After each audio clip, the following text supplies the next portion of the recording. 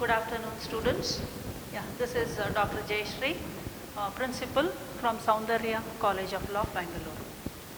In the last class, we had seen about the Trade Union Act of 1926, wherein in detail it was discussed with all of you. Now, coming to the next enactment, that is Industrial Dispute Act of 1947. So, under the Industrial Dispute Act of 1947, that is under the second unit, you have one of the topic which is called as the settlement and also the conciliation. Reference of dispute to the conciliation, that is to the conciliation officer. Now, coming to the definition of settlement. What is the meaning of settlement? So, settlement under Industrial Dispute Act of 1947 is defined under section 2P. Settlement means settlement arrived in the course of conciliation proceedings. This is one part, and the second part is settlement arrived otherwise than in the course of conciliation proceedings. So, overall the settlement, which consists of two parts, one is the settlement arrived in the course of conciliation proceedings, which means there is an intervention of the conciliation officer wherein he intermediates to settle the industrial dispute. Whereas the other part is settlement arrived otherwise than in the course of conciliation proceedings, means which is called as a collective bargaining, means both the parties, that is the employer and the employee, both of them will sit together, discuss and settle the matter. In other words, it is also called as a bipartite agreement.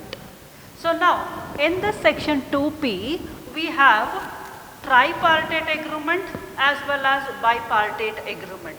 So, tripartite agreement means it is a settlement which is arrived in the course of conciliation proceedings wherein three parties are there, that is the employer, the employees as well as the conciliation officer. Bipartite agreement means it is an agreement which is settled between only the employer as well as the employees, which is called as a bipartite agreement.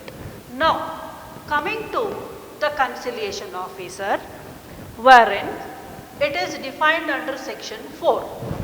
Section 4 of the Industrial Dispute Act speaks about the conciliation officer, then section 10 refers about the powers of the conciliation officer, then 11 speaks about the functions of the conciliation officer, as well as section 12 of the IDEA Act deals with the duties of the conciliation officer.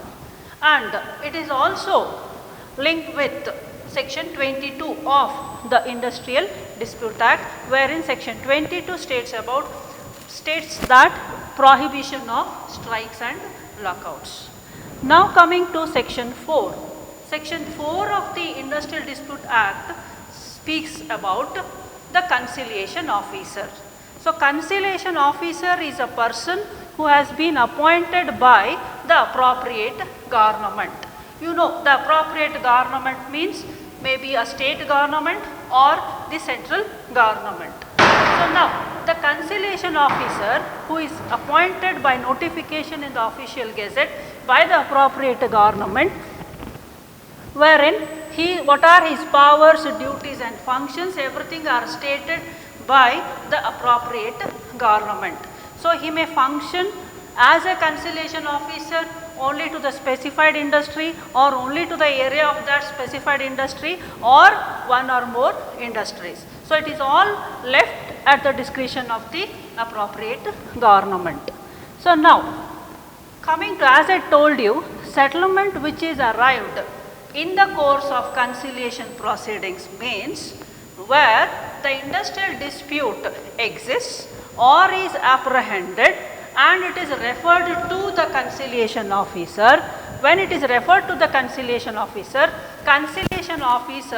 shall hold the conciliation proceedings, provided if a notice has been served by the public utility services. In case if the dispute relates to the public utility service and a notice has been served under section 22 of the Industrial Dispute Act to the appropriate government, then he shall hold the conciliation proceedings.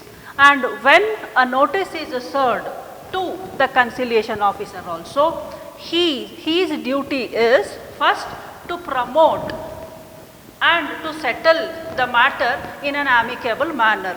So overall his duty is to settle the matter in an amicable and peaceful manner, and for this he has to give a note, he has to call both the parties, then investigate the dispute, then inquire about the dispute, and then ask both the parties to come to a fair and amicable settlement. And now in case if he settles the dispute, that is industrial dispute, he is successful in settling the industrial dispute. So if he is successful in settling the dispute, his duty is to write a successful report stating the facts and circumstances of the case, what he has inquired, what he has investigated. In detail he has to state, and what all efforts he has done to bring both the parties to the settlement. And he has to take the signature of both the parties, and also he has to put the signature and then send that memorandum of settlement to the appropriate government. So this is in case if he is successful in settling the dispute. Now in case, in spite of several efforts, he has done all his best to settle the dispute, and he has convinced both the parties to settle the matter in a fair and amicable manner. But still then both the parties, they are not in a position to come for a settlement of the dispute. So under such circumstances, he has to write a failure report, means he has failed, he is not successful in settling the matter. So he has to again write the report. In that report, what are the facts and circumstances of the case, what are the inquiry he has done, what investigation he has done, and what all efforts he has done to settle the matter. He has to sign that, and then he has to take the signature of both the parties and send that failure report to the appropriate government. So now the report is in the hands of the appropriate government. So now the next duty of the appropriate government is, the appropriate government goes through that report, and if it feels fit or if it deems fit that this is a case to be referred to any one of the adjudicatory authorities, that is to the Labour Court, Industrial Tribunal or National Tribunal, then it may refer it to any one of the authorities. In case if it feels that this is not at all a case to be referred to the Labour Court, Industrial Tribunal or National Tribunal, then it may not refer the matter to any one of the adjudicatory authorities, but it has to state the reasons why it is not referring the matter to any one of the adjudicatory authorities. So overall, section 4 speaks about the appointment of the conciliation officers. Then I have discussed what are the duties of the conciliation officer. So after this, and also you have seen what are the functions of the conciliation officer. So functions usually are, he has to give a notice, call both the parties, and then inquire and investigate the matter. So overall, if you see, the powers which are available to the conciliation officers are, he has all the powers of the civil court, and also he has the power to inspect the documents, he has the power to enforce the attendance of any person, or he has the powers even to call the person and examine him on oath. Now, coming to his power, that is power, his powers are not judicial, his powers are not quasi-judicial, but he exercises the powers of administrative. So overall, he has the powers to exercise in administrative nature. So now we have seen what are the powers, functions and duties of the conciliation officer.